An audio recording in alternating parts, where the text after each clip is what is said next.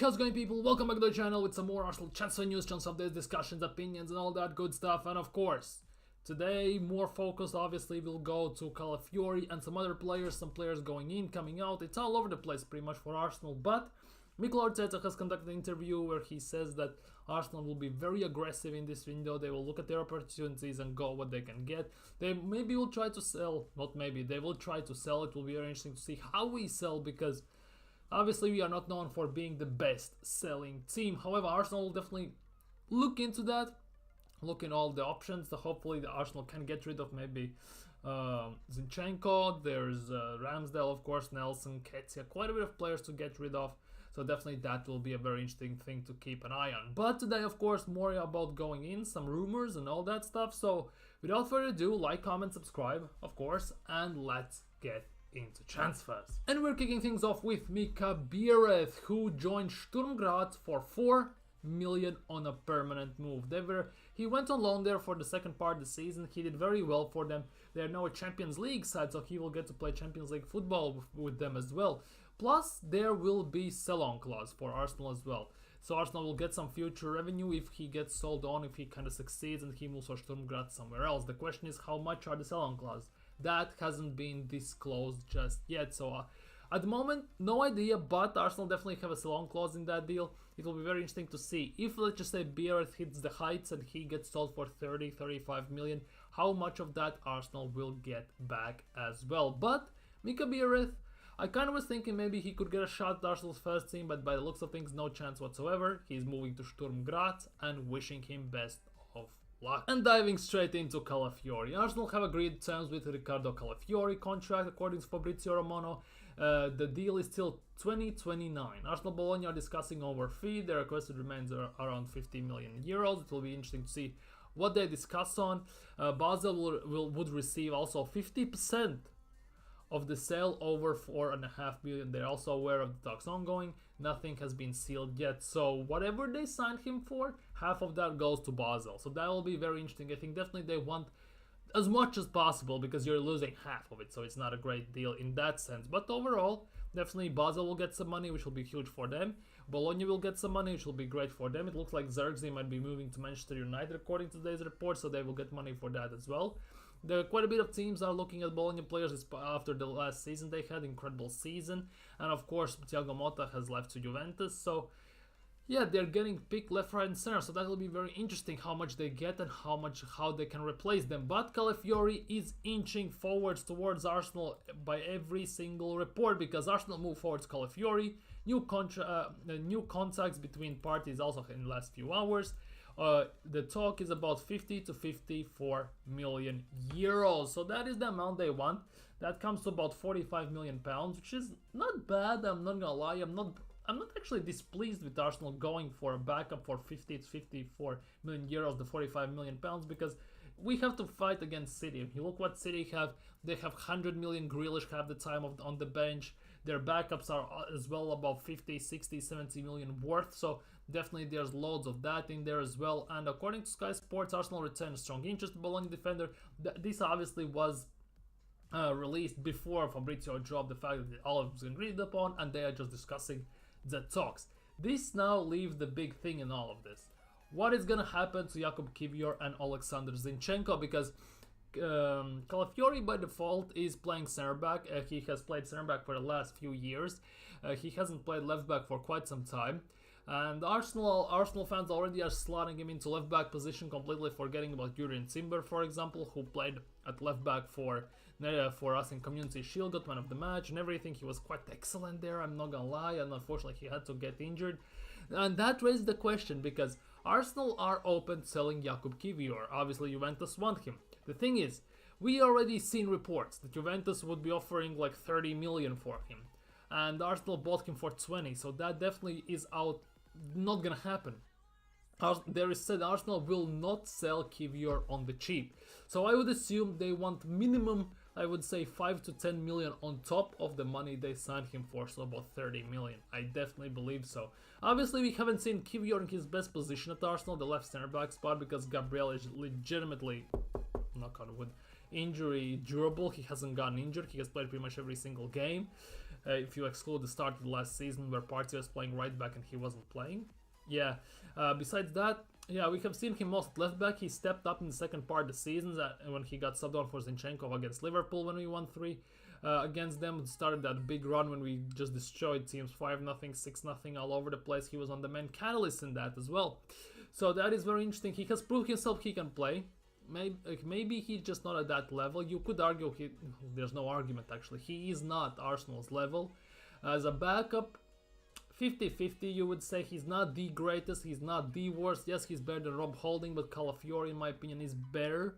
Yeah, it will be very interesting to see, to be honest, when I haven't watched much Bologna, to be honest. But what I've seen from Calafiori in the games I have seen him at Bologna, what I've seen from Euros, actually pretty decent. It will be very interesting to see how he slots in. Obviously, there will be adaptation, acclimatization to Premier League, to Arsenal and everything. So that will be interesting how quickly he adapts. And when he starts, how will he look, of course. But Kivior definitely raises now the question. Same goes for Alexander Zinchenko. What will happen with him? If I had to lose Kivior or Zinchenko, I would rather lose Zinchenko, obviously. But it is what it is. It all remains on Arsenal, on Edu and Arteta, how they can sell, who they can sell to, and for how much. It all remains to be seen, because Arsenal need to sell massively. Because think about it. Arsenal have signed Raya for 27, Calafiori will be for about 45, something like that.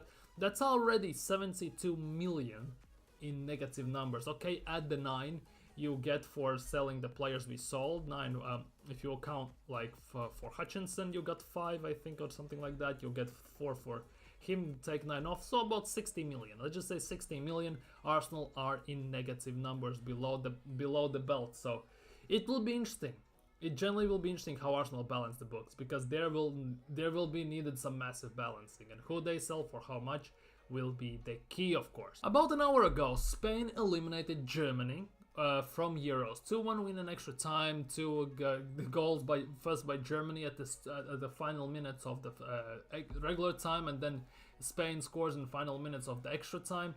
They go into semi-finals. At the moment, obviously, Portugal are playing France. I'm watching that with one eye on the second screen, of course, and interesting. But that means that this rumor we saw about German international potentially joining Arsenal coming to life even massively, because that deal was being said that it will be happen after the Euros.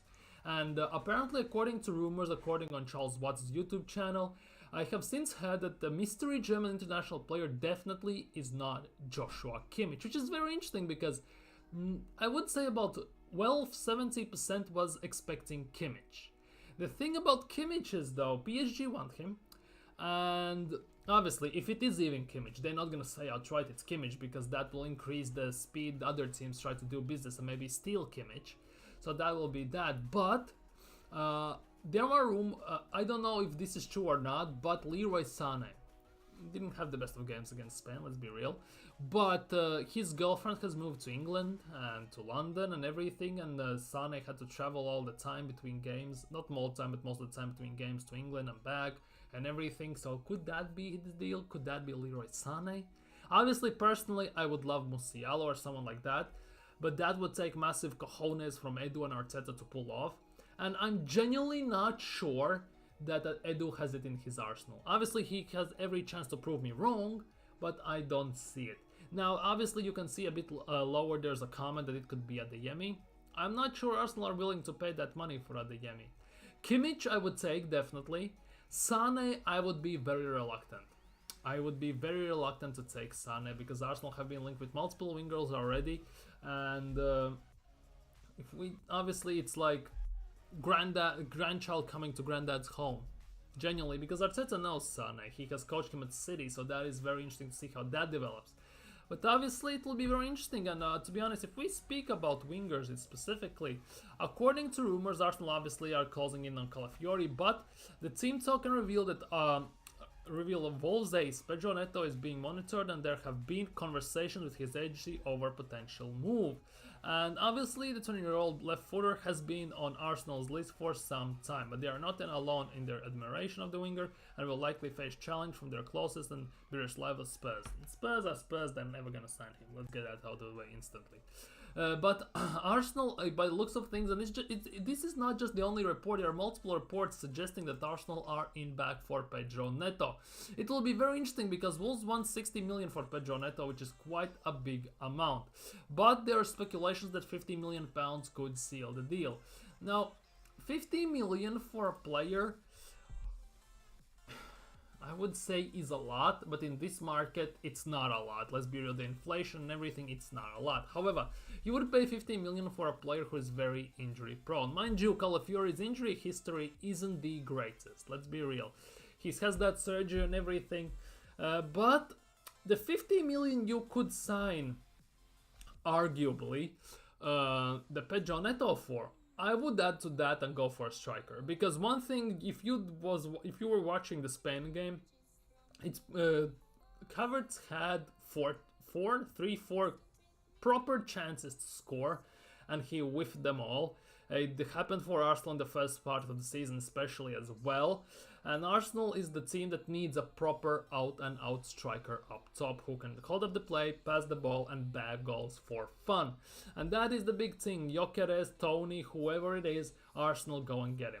The thing, because I don't believe Arsenal will sell both of the strikers. I generally don't believe Arsenal will sell Jesus and Nketiah. And Jesus has proven already at City and at Arsenal as well that he can play at the wing, and he at the wing feels more natural than up top, which is a very big plus side. Yes, he's also injury prone. According to the surgeries, he's had like 3 or 4 on the same knee. And in my opinion, it would be much wiser to go for a striker. Just say you have 50 million, add let's just say 30 to 40 million, and sign, let's just say, Gyökeres, and then just push out Gabriel Jesus to wing as a backup for Bukayo Saka. Because Pedro Neto, as electric as he is, as fast and everything he is, yes, you could argue he is better finishing than Jesus. You could argue that, but at wing it's a bit different. Let's get that out of the way instantly. But you must think about this in a way that Arsenal don't have endless amounts of money. Yes, Kroenke could go chug in 200 million extra and go and spend, but he's never gonna do that, let's be real. So at the end of the day, in my opinion, it would be smarter to go for a proper number 9 than sell Eddie Nketiah or whoever, and then just push out Jesus to be a winger backup and then just go from there. Because the thing is, yes, you could say on that right wing we lack pace. I mean, Saka isn't slow, but he isn't the fastest. Pedro Neto in that instance would be great. But the thing is, Jesus can play left wing, right wing, center forward. Pedro Neto can play left wing, right wing, and if needed also center forward. If Arsenal sign a left winger Pedro Neto, it just feels overcrowded in a way.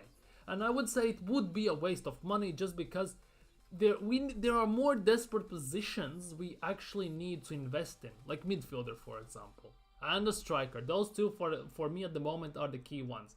Because if you sign a striker, you can say that Jesus can play on the wing. Let's be real. You can maybe even put Martinelli on the right wing and then play Trossard on the left if you need it. It's not end of the world, Mikel, for frick's sake. And to be honest, I would love to see a right-footed player on the right wing and left-footed player at the left wing.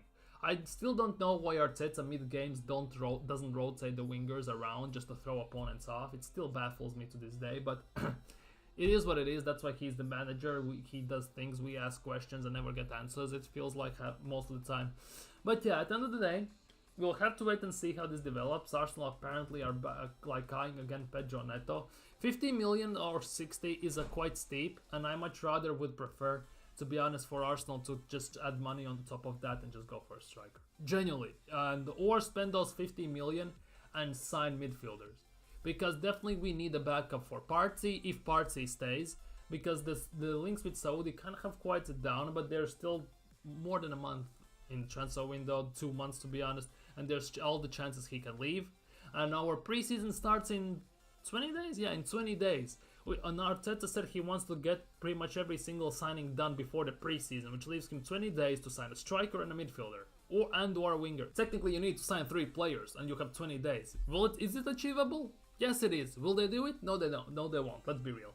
So all remains to be seen what's gonna happen with that, but I much rather see a striker come in at the moment than a winger, because we can find a cover in our team for a winger. We don't have a proper striker whatsoever. And yes, you can say Havertz, as Arteta said, Havertz will be the main number 9 in the beginning, but let's be real, based on these Germany games, He cannot be that. He genuinely cannot be that. Much rather get a proper striker and enough basically playing games. Just sell pound per pound what it is, how it should be, and what it must be. And that's about it. Move on, genuinely. Just move on. Forget that Havertz is the #1 striker.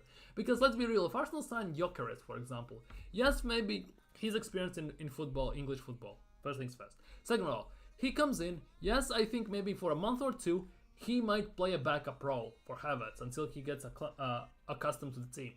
But after that, I don't see any reason whatsoever, apart from injuries, he won't be our main guy up top. I just don't see it. I genuinely don't see it. Same goes for Tony, same goes for Isak or Osimhen or whoever we have else we link with, to be honest.